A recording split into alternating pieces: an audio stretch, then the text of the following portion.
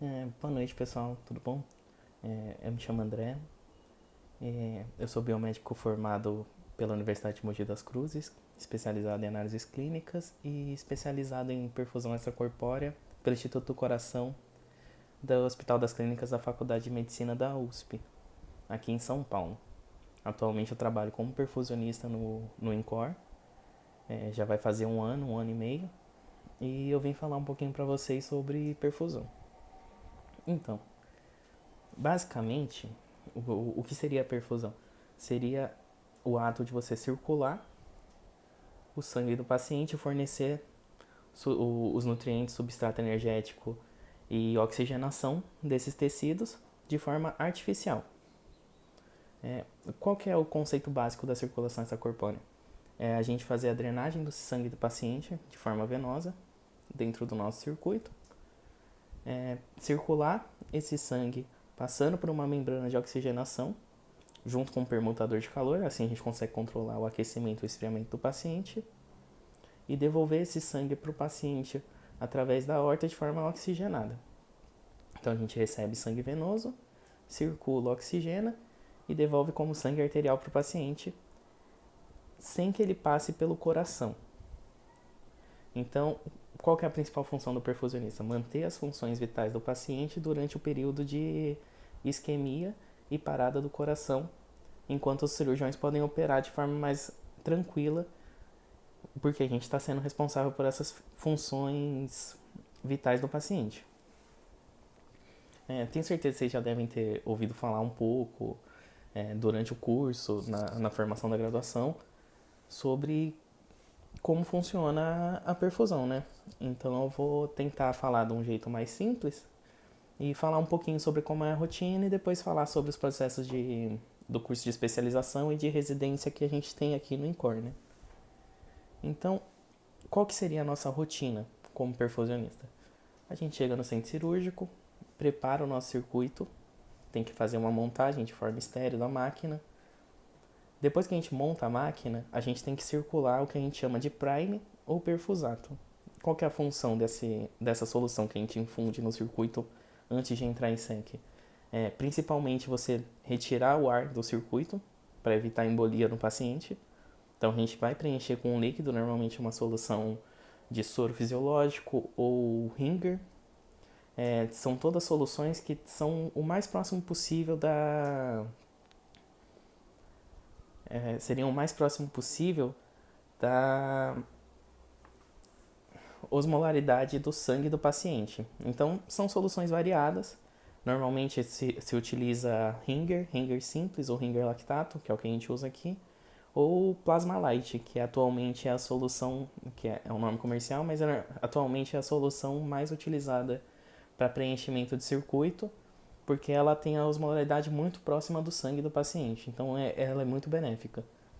Mas dariam para usar outras soluções, não vão fazer mal para o paciente, a gente só tem que tomar algumas outras condutas durante a condução da circulação extracorpórea. Qual que é a outra função do Prime? A gente faz isso também para testar o nosso circuito, ver se não tem algum defeito de fabricação, alguma rachadura em algum conector ou algum tubo que não está bem conectado. Então, as principais funções: tirar o ar do circuito para preparar a máquina para entrar em sec e a gente já faz uma testagem para ver se está tudo adequado.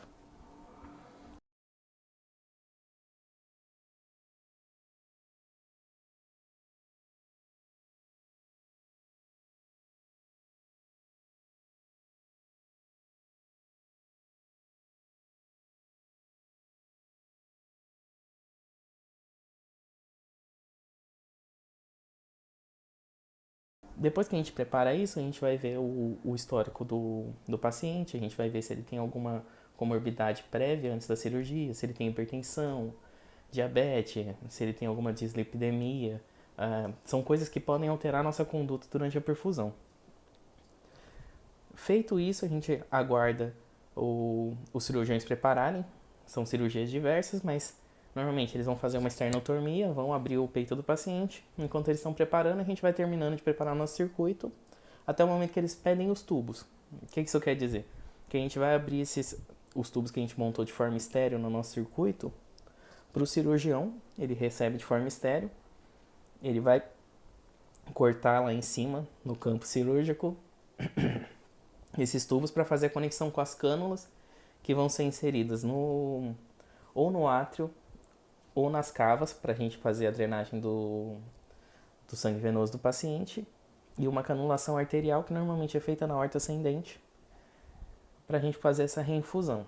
Por que eu disse que normalmente é feita dessa forma? Porque tem outras maneiras da gente fazer essas canulações. Pode ser uma canulação femoral, às vezes o acesso central não é muito bom, então a gente pode utilizar uma veia femoral na perna mesmo do paciente, ou uma artéria femoral para a gente conseguir fazer a circulação extracorpórea. Não necessariamente você tem que fazer central, apesar de ser o ideal. Feita a conexão, a gente vai começar a se preparar para fazer a circulação extracorpórea. Quando o cirurgião pede para a gente entrar em perfusão, nesse momento o coração ainda não está parado. Então a gente tenta fazer com que a nossa circulação ela comece da maneira mais suave e natural possível para o paciente não sentir muito, para as funções do coração se manterem durante a circulação nesse início. Então, o que acontece? Entrando em circulação extracorpórea, a gente começa a manter um fluxo que a gente já calculou previamente, baseado na superfície corpórea do paciente, e começa a oxigenar. A partir desse momento, a gente confirma com a equipe cirúrgica, com a anestesia, com os cirurgiões, a gente está dando o fluxo total calculado para esse paciente. A partir desse momento, a anestesia ela cessa a ventilação mecânica. Então, a gente fica totalmente responsável por essa oxigenação.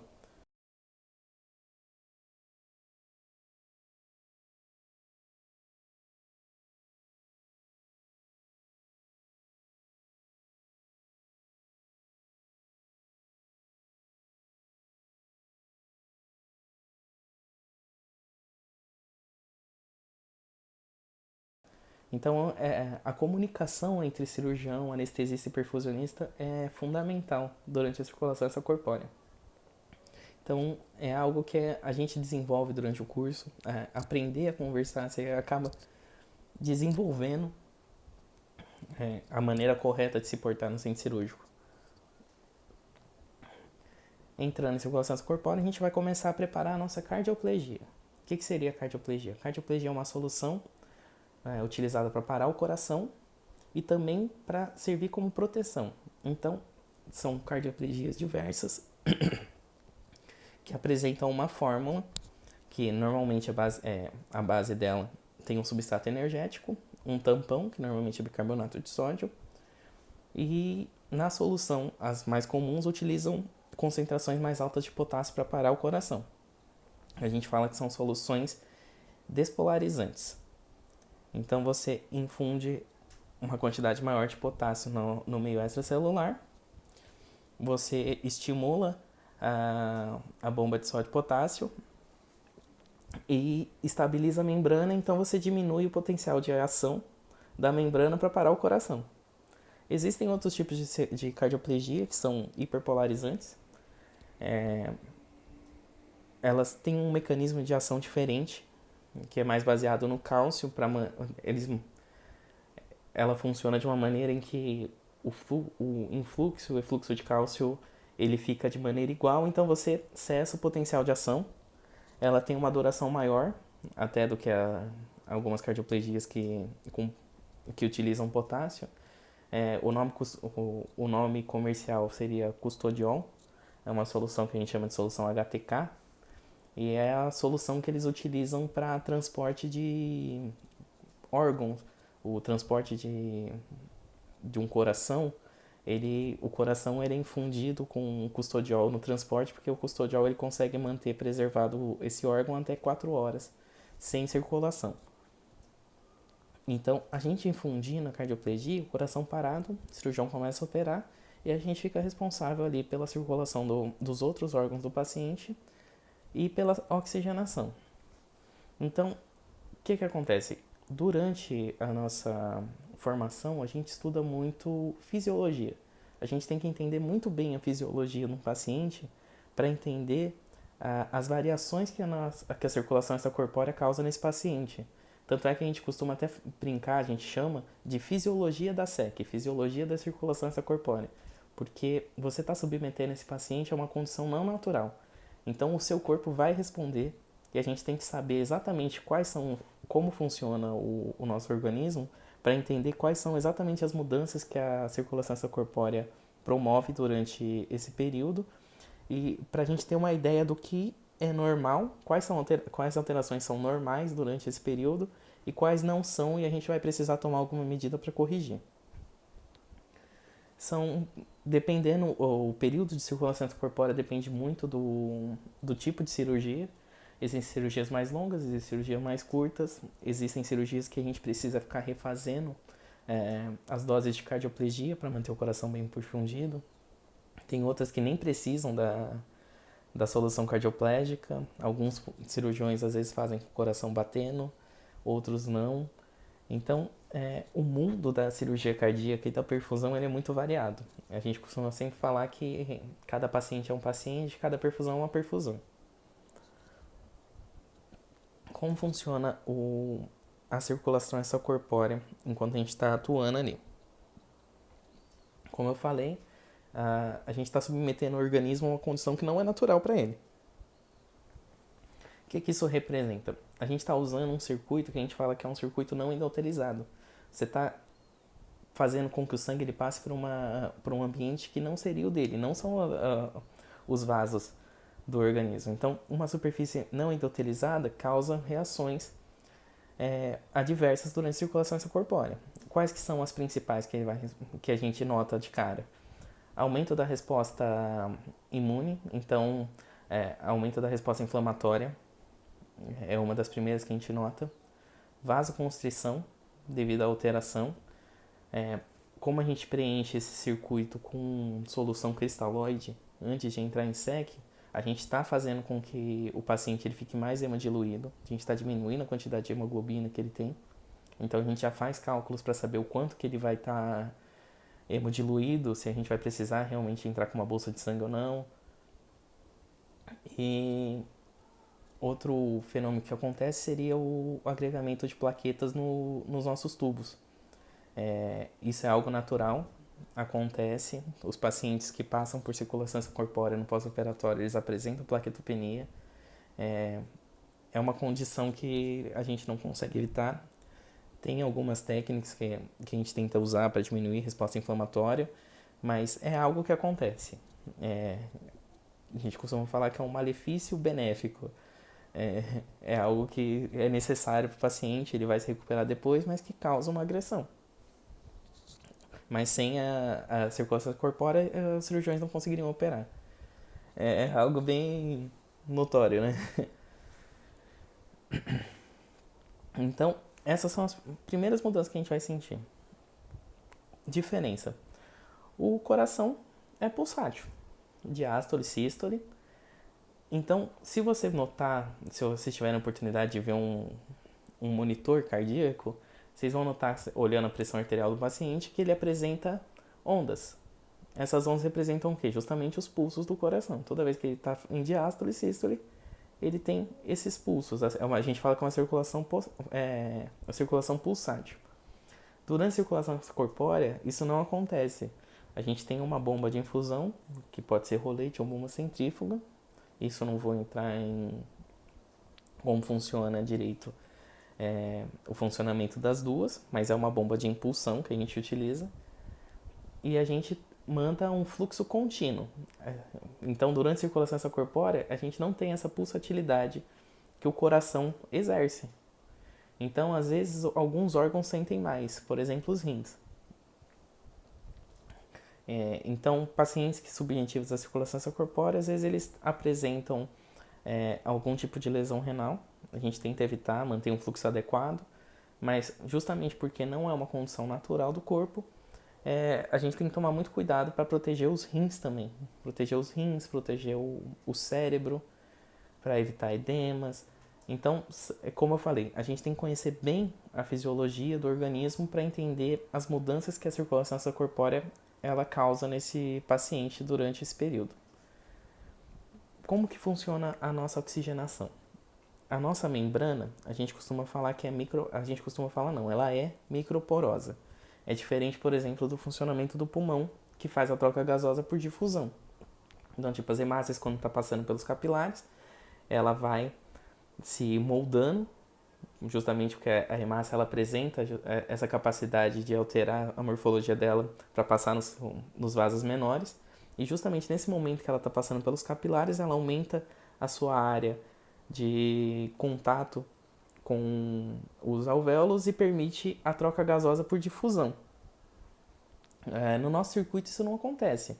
Então o que a gente tem? Uma membrana microporosa. A gente vai ter nas fibras do oxigenador um campo onde vai passar o sangue e outras fibras onde vai estar passando o gás. Da onde que vem esse gás?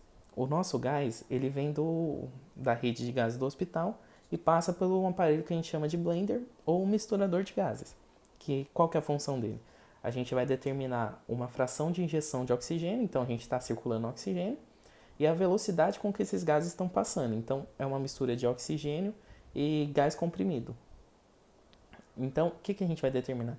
A quantidade de oxigênio que a gente está ofertando para o paciente e a velocidade com que a gente está ofertando esse oxigênio para o paciente. Então, diferente da difusão, o que vai realizar a troca seria a pressão dos gases passando junto com o nosso fluxo de sangue. Então, o aumento da pressão de gás permite a passagem das moléculas de oxigênio para o sangue e assim a gente consegue perfundir essas hemácias. O nosso blender seria o nosso pulmão artificial. Quando a gente determina uma velocidade, a gente está fazendo o quê? A gente está simulando o que seria a inspiração e a expiração. Então, a gente consegue controlar a pressão de CO2 que o paciente tem. Então, se a gente aumenta a velocidade desses gases, a gente está fazendo o quê? Simulando como se o paciente estivesse expirando mais. Então, a gente consegue eliminar mais CO2.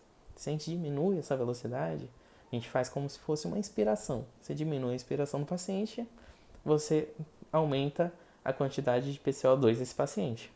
E a fração de injeção é normalmente em porcentagem, a gente determina a quantidade de oxigênio que está passando. Então, desse jeito, a gente consegue equilibrar a gasometria do paciente. Então, a gente consegue evitar acidose respiratória, alcalose respiratória e vai controlando assim. As metabólicas, normalmente, a SEC ela causa uma acidose respiratória. Raramente pacientes apresentam alcalose. Mas, então, se tiver alguma alteração como acidose metabólica, a gente acaba corrigindo com bicarbonato. Então, a gente tem esse funcionamento do nosso pulmão artificial. Junto do nosso circuito, existe um componente que a gente chama de hemoconcentrador. Muitas pessoas, às vezes, falam que é o nosso rim artificial, mas a gente não gosta muito desse termo, porque ele não condiz muito com a realidade. A função do hemoconcentrador ali ela serve para passar o sangue e justamente por causa das fibras menores, a única coisa que a gente consegue retirar ali é líquido. Então a função do hemoconcentrador é concentrar o sangue.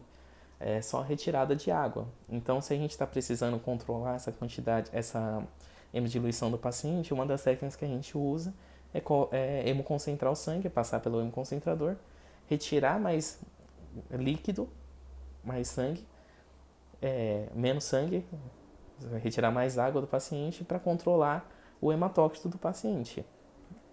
Qual que seria a diferença do hemoconcentrador para um aparelho de diálise, por exemplo? A gente não faz infusão de eletrólitos, de íons, diferente da diálise. Por isso que a gente não gosta muito do termo de rim artificial, sabe? Porque a gente não tem a reposição de íons e a gente não tira nada além de água do paciente. Então, basicamente é isso. O coração ele fica ali isolado, parado, enquanto a gente retira o sangue das cavas, a cava superior e inferior, ou do átrio direito, que é onde desembocam as cavas, para retirada do sangue venoso. Ele vem para o nosso circuito, a gente oxigena, controla a temperatura e devolve para o paciente na canulação arterial na aorta de forma oxigenada. É um conceito básico até, quando você fala assim, você está drenando de algum lugar e infundindo em algum lugar. Mas na prática é um negócio que acaba sendo um pouquinho mais complicado. Mas é algo que eu amo É uma profissão linda e extremamente multiprofissional. Então, cada profissão acaba agregando um pouco nesse mundo da perfusão. O pessoal da enfermagem, eles têm mais prática com o cuidado do paciente, eles entendem mais de eletro, de monitoramento. O pessoal da fisioterapia que faz perfusão, eles entendem melhor como funciona a troca de gás, eles entendem a oferta de oxigênio, a oferta de oxigênio, volume de oxigênio. Então, e a gente como biomédico, a gente tem uma visão um pouquinho melhor dos exames, assim, a gente entende um pouco melhor como está o paciente observando os nossos exames de rotina. Então, cada uma dessas profissões acabou agregando um pouco e durante o curso, na vivência, a gente acaba incorporando isso. Então, eu como biomédico, quando entrei na perfusão, senti muito, assim, você saiu fora daquele ambiente do laboratório, você tá ali em contato direto com o paciente e um mundo novo, nossa, monitoramento, eletro, gente, eu não via isso. E esse contato com os outros tipos de profissionais na própria perfusão acaba agregando e a gente vai aprendendo isso junto. Vou falar um pouquinho agora sobre o curso, a formação, né? Falar da formação principalmente na minha casa, né? No INCOR. Lá a gente oferece duas modalidades. Tem o curso de especialização, que tem uma duração de 1 ano. É um curso que é pago. E de segunda a sexta, normalmente um plantão por mês no sábado, no domingo ou feriado, sendo 9 horas por dia. E já a residência tem duração de 2 anos. Os residentes eles fazem 12 horas por dia e eles também têm que fazer um plantão por mês, em feriados ou final de semana. É a rotina. Só que a residência ela não é paga. A residência ela oferece uma bolsa. Acho que o valor é de 3 mil e pouco, eu não tenho certeza, gente. Qual que seriam as principais diferenças? Um é melhor que o outro? Eu sou formado pelo curso de especialização, duração de 1 ano. Nós sempre tivemos aulas junto com o pessoal da residência, com exceção das aulas de gestão. Eles têm algumas aulas a mais, focado em gestão, justamente porque eles entram com uma modalidade como residência, então eles prestam contas para o Ministério, para o MEC. As provas são diferentes. A prova do curso de especialização ela é realizada no próprio INCOR. O pessoal da coordenação do curso que organiza a prova, é uma prova dissertativa e de múltipla escolha, análise curricular e entrevista. Já a prova da residência ela é realizada pela VUNESP. O pessoal da coordenação eles participam da elaboração da prova, mas também entram questões de saúde pública e algumas questões de legislação. Então, o SUS entra muito questões de lei. Então, são provas diferentes, são provas distintas. A formação de um é pior que a formação do outro? Não. Ambos, tanto no curso de especialização quanto na residência, a pessoa vai sair plenamente apta para realizar perfusão. O curso do INCOR ele é reconhecido pelo MEC, então só o curso já é suficiente para você ter reconhecido sua especialização pelo nosso conselho, né? Pelo CRBM, e você está apto para realizar perfusões, ser um profissional, ser perfusionista. Não precisa realizar nenhuma prova extra. Existe a nossa associação, a Associação Brasileira de Circulação Extracorpórea, a SBSEC, né? A Sociedade Brasileira de Circulação Extracorpórea, que oferece uma prova para certificar os profissionais. Que você recebe uma certificação como especialista. Tem alguma diferença? Tem. Você não precisa fazer a prova da SBSEC, mas ela é importante porque você está reforçando sua posição como profissional. Você está mostrando que você tem pleno conhecimento das funções que você está realizando, então você demonstra que você realmente é especialista naquilo. Então, a tendência é que mais para frente as empresas, os hospitais, eles comecem a cobrar dos profissionais que eles sejam reconhecidos pela sociedade também. Mas, por enquanto, isso não é norma. Acho que é isso. Eu não tenho mais nada para falar. Espero que vocês gostem, tenham entendido bem o que eu falei. Eu sei que é um pouco confuso, às vezes só falando não dá para exemplificar tão bem o que é a perfusão, mas é isso, gente. Quem tiver interesse na área, espero que a gente acabe se encontrando aí mais pra frente. E obrigado.